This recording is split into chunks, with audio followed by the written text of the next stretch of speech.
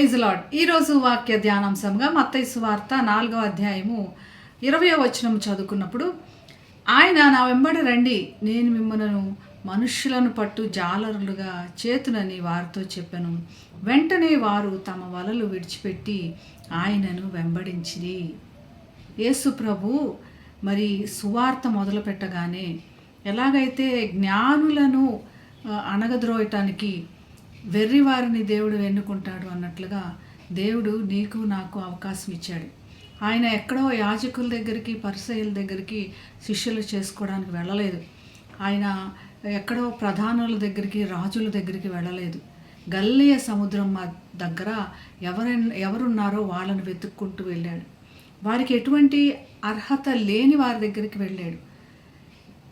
పేద శిష్యులను పిలిచిన దేవుడు మరి శాస్త్రులను, పరిశీలన కూడా పిలవచ్చు. కానీ ఆయన ప్రణాళికలో దీనులను ఆయన ఎన్నుకున్నట్లు కనపడుతుంది.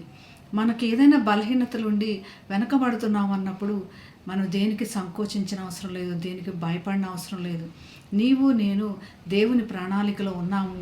ఆయన నీకున్నటువంటి పరిస్థితుల్నే ఆయనకు అనుగుణంగా మార్చి తనకు తగినట్లుగా ఆయన పరిచర్లో నేను వాడుకుంటాడని ఈరోజు వాక్యం ద్వారా మనం ధైర్యపరచబడుతున్నాం.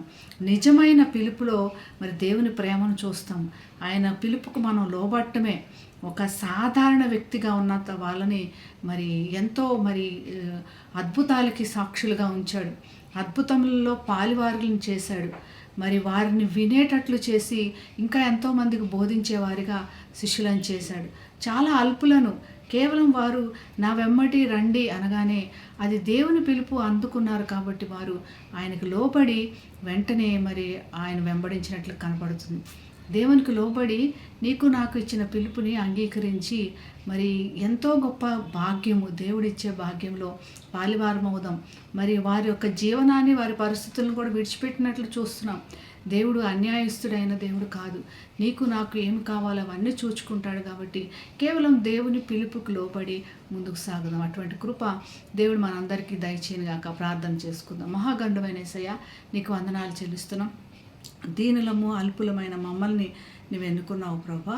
నీ కృపకు లోబడి ముందుకు సాగుతూ నీ ప్రేమను ఇంకెంతో మందికి తెలియపరిచే భాగ్యం అందరికీ దయచేయమని యేసు నామమున ప్రార్థిస్తున్నాం తండ్రి.